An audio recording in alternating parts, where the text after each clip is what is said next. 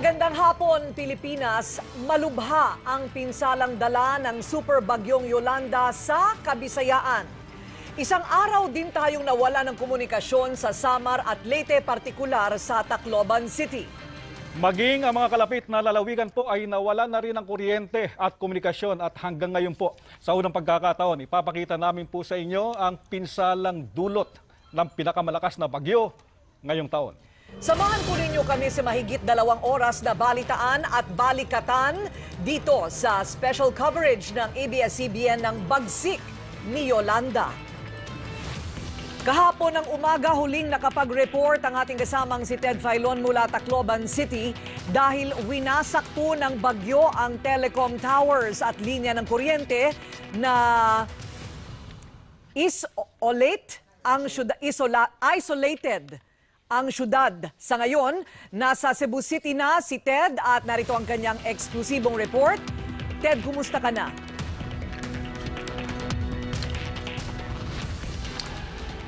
Maraming salamat, Corina. Partner, salamat sa Diyos tayo pong lahat ay nakaligtas sa dilubyong hatid ng Bagyong Yolanda kasama ang buong news team na nanggaling po sa Metro Manila na nag-cover ng bagyo.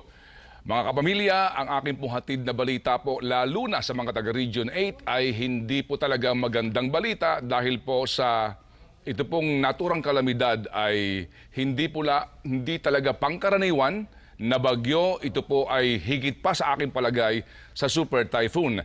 Tama ka, Corina at Henry, sa inyong binabanggit nga kanina na komunikasyon ang numero unong problema sa naturang lalawigan at rehiyon dahil ultimo ang gobyerno natanggap po ng Pangulong Aquino ang tawag mula po kila Secretary Volz Gasmin ng alas 5:15 ng hapon. Kahapon po yan, matapos nga pong manalasa ang Bagyong Yolanda simula alas 6 ng umaga hanggang mga pasado alas 10 po ng umaga kahapon.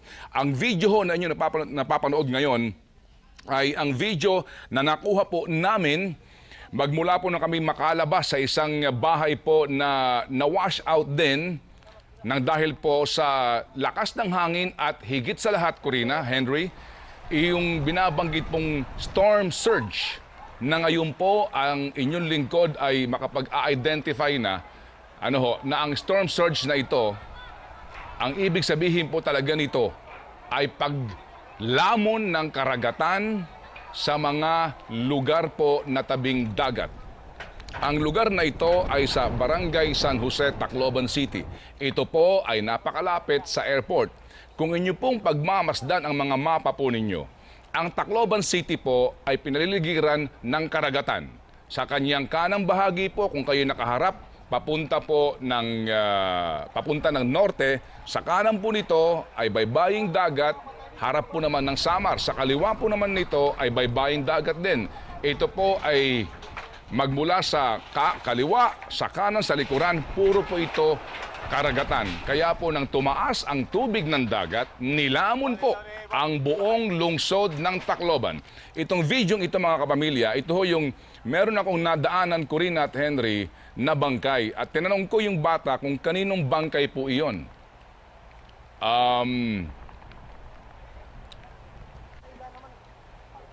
Naputol po yung video na kanina na ating po napanood. Ito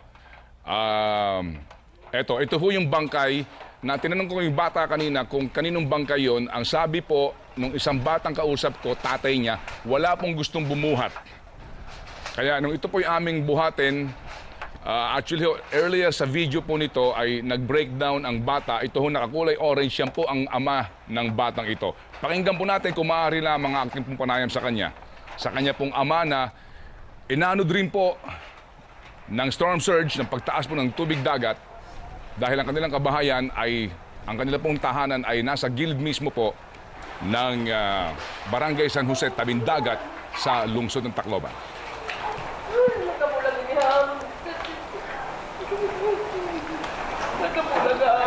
Isang bahay din sa pamilya. Dito po, 3 bata, magkakapatid, ang inabot po ng tubig po ng dagat sa kanilang bahay at hindi na po nakaligtas. Kasama po ang kanilang lola. Ang kwento po sa akin ng aking nakapanayam, na tiyahin po ng mga batang ito hindi alam ng kanilang magulang na patay na ang kanilang mga anak. So, Pinagkatiwala lang daw po sa kanilang lola yung tatlong bata. so Ted, itong Ito po, nakikita muli po, namin... ito yung video kanina. Ted, itong nakikita namin ngayon, yung iyong binubuhat, ano? Iyan Go ang- ahead, Corina. Ted, ito yung nakikita natin ngayon, yung sinasabi mong isa sa tatlong magkakapatid, ano, na inabot nitong storm surge. Yung palang ibig sabihin ng storm surge, yung talagang aangat yung tubig sa baybaying dagat. Hindi ba naabisuhan itong halimbawa itong pamilya na ito na talagang tabi pa man din sila ng dagat, hindi ba sila nakapunta sa medyo mas malayo at ligtas na lugar?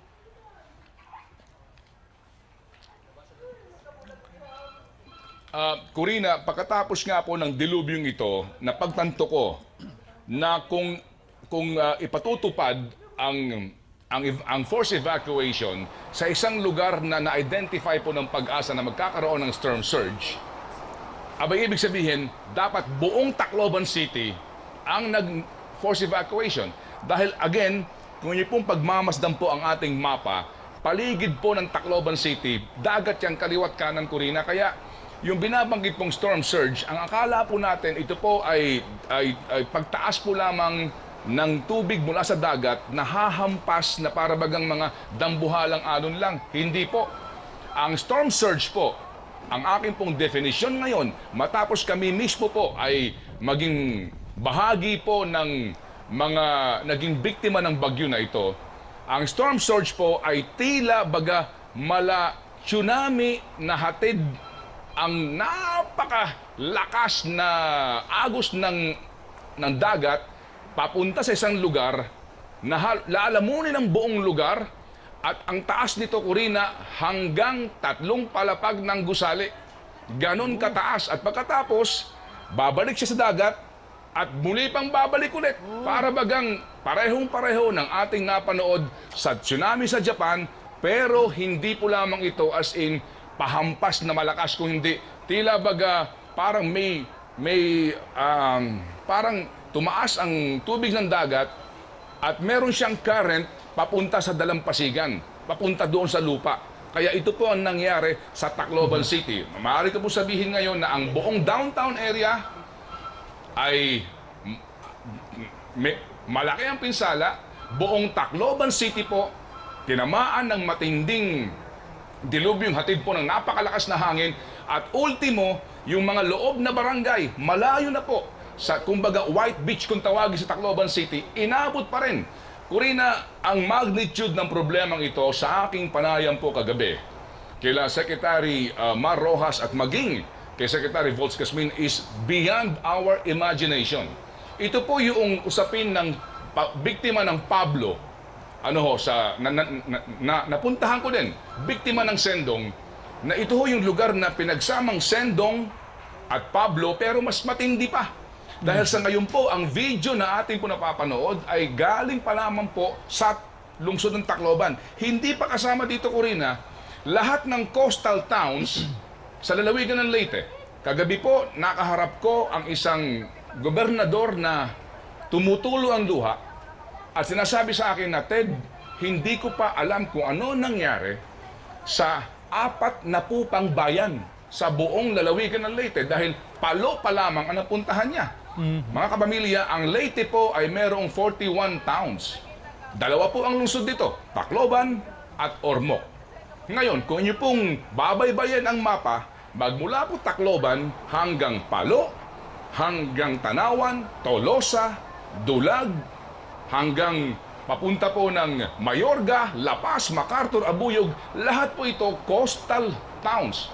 Hindi pa alam ngayon natin kung ano na po ang sitwasyon sa mga lugar nito. At tandaan din po natin na wala pa po tayong alam kung ano po nangyari dahil baksak pa rin po ang komunikasyon at mahirap po ang daan mula sa unang tinamaan ng bagyo. Ano po ito? Giwan Eastern Samar. Ito po mga kapamilya ay dumaan din sa area po naman bago tumama po ng Giwan Eastern Samar.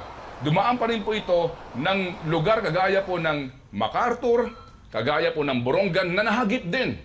Sa ating pong mapa, mabamasdan po ninyo, Ang Tacloban City, yan po yung nagko-connect na city, diyan po nakakabit yung San Juanico Bridge, papunta sa Samar area. Yan po ay pinalilibutan yan, ng dagat. Yan ang tumaas. Ngayon po napapanood ninyo, yan ang sitwasyon, kaya po matindi ang dilubyo. Wala ngayon diyang mga hotel na merong kuryente na hatid ng generator. Bakit?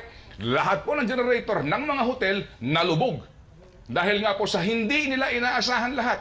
Kaya nga uulitin ko, sa ngayon po bilang mamamahayag, ang definition ko ng storm surge, paligay ko po hindi dapat ini-English ngayon.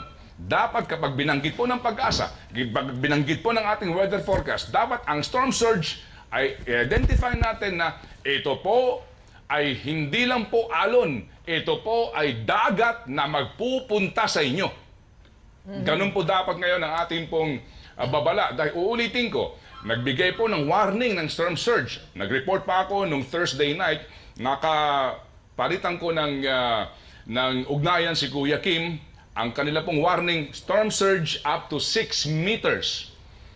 Hindi ko po, ako mismo, hindi ko naisip. Dahil nasa Tacloban ako, hindi ko naisip kung ano talaga yung storm surge na yun. Yung pala, abay, yung dagat mismo, pupunta sa buong lungsod. Kaya po, buong lungsod, mga kapamilya, ang inabot po ng pagkataas-taas na tubig ng dagat na ang tagal po namang bumaba. Mamaya po sa kalakaran ng ating coverage na ito, aming ipapakita po sa inyo kung paano po nagsimula. Dahil meron tayong mga nakuhang video mula po sa mga taga-Tacloban nung panahon po na dahan-dahan nang tumataas ang tubig dagat sa may port area ng Tacloban City. At yung po, makikita natin na yung McDonald's branch doon, hindi pa inaabot. Kinalaunan, nawala ang McDonald's branch. Pati yung Gaisano Shopping Center, inabot po. Ito hong port area na ito, itong Gaisano na ito mga kapamilya, dikit lang po ito ng dagat. Kaya talagang matindi po ang pinsalang ibinigay sa lungsod.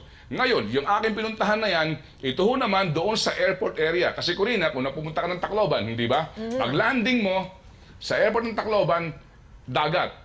Babaybay ka ng pakurbada, lahat ng dadaanan mo dagat hanggang dumating ka sa mga mismong city proper na malapit din sa dagat. Kaya uulitin ko, nagsalubong lahat ng dagat mismo doon sa kapatagan na Tacloban City. At ngayon nga po, yung Palo, Tanawan, hanggang doon sa bandang bahagi po ng Abuyog, hindi pa po natin alam ang sitwasyon dahil yan pong napapanood nyo ngayon, yan po yung mga debris sa mga lansangan. Kahapon pa po yan. Yan ang aming kinakailangan tawirin. Nilakad namin, Corina, kasama ang news team natin, na nanggaling doon sa airport area sa Barangay 88. Ito ho yung dulong barangay sa Tacloban City, sa Coastal Barangay po, malapit sa airport. Nilakad natin magmula doon hanggang sa command post natin sa provincial capital na kung saan po nabaha din po ang ating lahat ng equipment. Kaya po kami hindi nakapag-broadcast kagabi dahil lahat po ng aming equipment binaha at ang iba nga po ay tinangay dahil po tinangay yung mga sasakyan. Kaya pong news team mismo na nagko-cover na nandoon sa command center natin, nagsilikas at muntik na rin pong matangay mga kapamilya ng agos. Pero ho, uulitin ko lang po na sa lahat po ng kamag-anak ng news crew na kasama namin, ano po, pati po sa butihing misis ni Bert Apostol, sa lahat po ng aming kasama, ano po lahat po ng kami sa awa po ng Panginoon Diyos ay ligtas, maging si Atom Araulio at ang kanyang team ay ligtas po. Ito ho muna, ating pong pakinggan ang isang panayam po ng inyong lingkod sa isang biktima ng kalamidad. Anong tatay? Sir, kumarang may lakad na kami elementary. Nag-ipakot ka mo? Hindi mo po, nanay, hindi pa? Sa mga kapitbahay namin. Oh, tapos? Kasi pera ako nagpabilin na. Nagpain mo sa bahay niyo si tatay mo. Oh, pagkatapos, yung tumaas yung tubig dito, wala kayong kaalam-alam sa nangyari sa father mo. Oh. Alam na ba ng mother mo ang nangyari sa tatay mo? Maray po kay Gimpaw na lakungan ni. Para bilhin pa ako.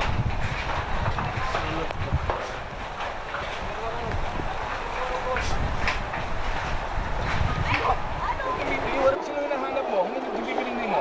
Marasing labihan nga ni Belisa. Okay, ano mga nawawala hira? Oo. hindi mo kapamilya? Pero nawawala. Lola Litay, nanay, tatay, anak ko nasama, anak ko sa anak, anak ko sa anak, sir na buhian ko. Mahiran at bagong maupayan niya, sir niya.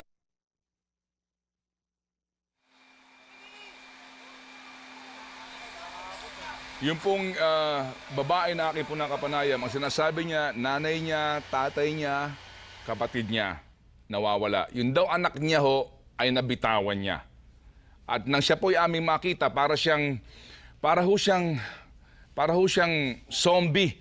May sugat pong pagkalaki-laki sa kanyang ulo, tumutulo yung dugo, may sugat sa paa, lakad ng lakad, walang tsinelas. Kaya ko ho siya talagang napansin at tinanong ko kung ano ang nangyari po sa kanya. Yun po ang kanyang kwento, hindi niya alam kung saan pupunta, anong gagawin. Dahil nga po doon po sa pakiramdam na naghahanap ng kamag-anak at nawalan ng anak, na habang ito'y kanyang hawak nung pong tumaas nga ang tubig sa Barangay San Jose sa Tacloban City. Corina Henry, sa ngayon po, yan ang malaking problema po ngayon sa lungsod. Habang ako po'y nagbo-broadcast ngayon, alas 4 po ng hapon, ngayon meron pong mga lumulutang na bangkay sa Dalampasigan, maging malapit lamang ng Leyte Park Hotel. Kaninang umaga po, nakita namin wala pa rin pong pumupulot, wala pa rin pong kumukuha. Sa dami ho, hindi magkanda-ugaga ang gobyerno sa laki po ng problema. Nauunawaan po natin yun sa ngayon. Ang ibang mga bangkay na ano daw sa mga Dalampasigan, hanggang sa mga oras na ito, wala pa pong kumukuha. Kaya nga po, ngayon, ang akin din pong pangamba dahil baka mamaya pong gabi, bukas ng umaga, ang mga bangkay na ito'y mangangamoy na at baka ho maghatid na rin po ng peligro sa kalusugan. Kaya kung ngayon po nanonood ang kalihim po ng kagawaran ng kalusugan, Mr. Secretary, Sir, talagang palagay ko kinakailangan niyo pong puntahan ng lugar dahil kanina po, bago makasakay ng helicopter po ang inyong lingkod, dumaan ako ng Eastern Visayas Regional Medical Center. Ito ho yung pinakamalaking pagamutan ng gobyerno sa buong Region 8. Saan po ito nakaposisyon? Saan po ang kanyang lokasyon? Ito po ay nasa tabi ng Kapitolyo, tabing dagat mismo. Kaya kung ang Kapitolyo ng Leyte ay inabot ng tubig, umabot po hanggang sa loob ng Kapitolyo na pagkataas-taas, paano pa kaya yung paggamutan na yon? Ang sabi po sa akin ng mga taga roon, wala na po silang gamot. Anong kailangan nilang gamot? Kailangan po nila ng mga antibiotic dahil po sa dami ng mga may sugat.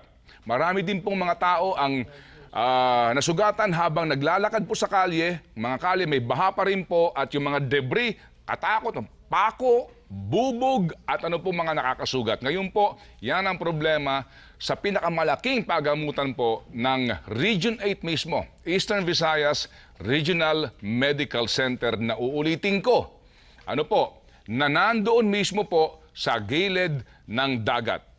Kung yung po mga lugar sa Tacloban City na malalayo po na mga barangay inabot ng dagat, yung pa kayang katabi mismo ng dagat. Corina? Okay, Ted, sa ngayon ay sinasabing mahigit 100 ang namatay sa Leyte. Ano? Sa iyong paglalarawan ng mga nangyari dyan sa Tacloban pa lamang at sinasabi mo na mayroong may 4 na pupang ibang mga kabayanan na siguradong talagang hinampas-hampas din ng mga alon mula sa dagat dahil sa storm surge. Sa palagay mo ba, maasahan natin na mas malaki pa ang casualty kapag nagbilangan na talaga ng mga namatay?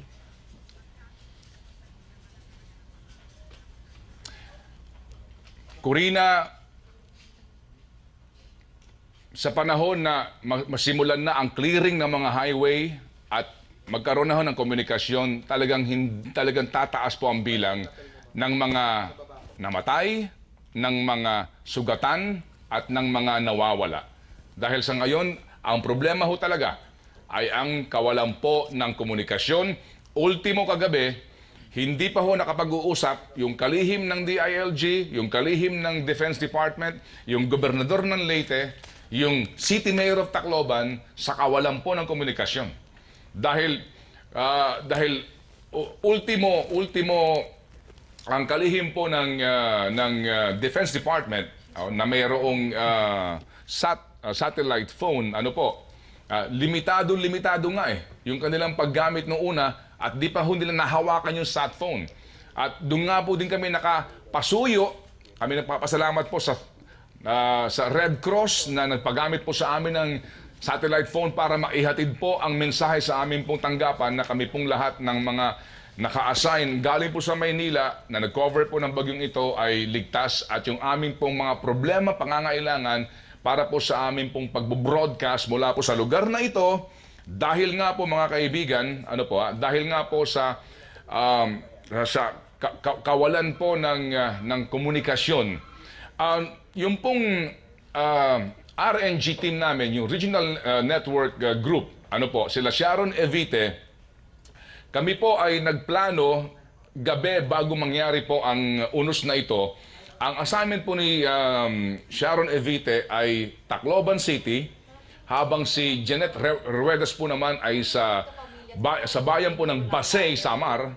At ito pong si Ranulfo Dikdikan, siya po ay naka-assign, mga kapamilya, doon sa Giwan, Samar.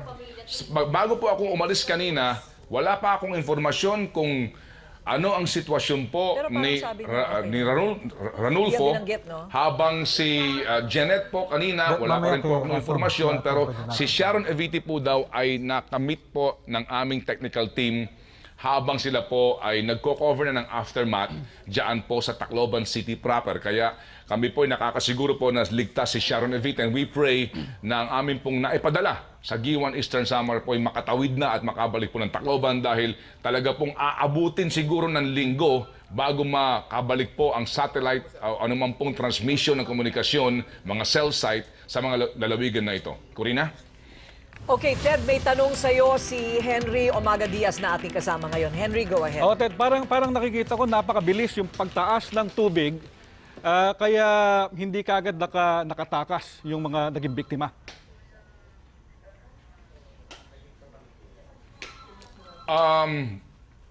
Henry, ang sitwasyon kasi walang yung mga in-evacuate. Nung sinabi ni Governor nung panayam ko nung Thursday, ang mga nag-evacuate ay yung mga sinasabing mga nakatira mismo sa baybaying dagat, na ang mga tahanan po ay gawa sa mga light materials, yung mga shanties kung tawagin natin. Ito po yung mga na-relocate, no? So, yung mga iba na siguro iniisip kakayanin po ng kanilang mga tahanan, ang lakas ng bagyong ito, hindi na po nagsilikas. Kaya nga nang dumating yung bagyo, yung pagragasa ng tubig, hindi nila naisip na mangyayari nga yung pagdating ng tubig na ito. Kung mabilis doon sa aming karanasan, nagdahan-dahan siya muna hanggat sa bumilis. Dahil nagsimula ang pagpasok, Henry, ng mata ng bagyo bago mag alas 7. Nag-report ako kay Kabayan sa DCMM ng 6:15 in the morning. Sabi ko, lumalakas pa lang ang ihip ng hangin.